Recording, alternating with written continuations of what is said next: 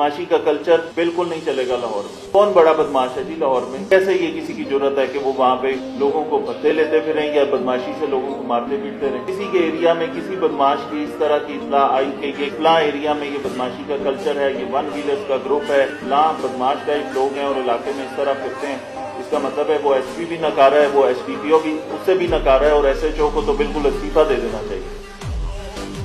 बदमाशी का कल्चर खत्म करेंगे कि आज से आप सब वादा करके जाएंगे। यहाँ पे एक शिकायत इस तरह की मुझे आई कि कहीं पे किसी ने बदमाशी से किसी शहरी के साथ कोई ज्यादती की, मारपीट की, कोई धमकी दी या वहाँ पे कोई ऑर्गेनाइज्ड बदमाश गैंग या कोई लोग इस तरह के हैं, आप जवाब दें।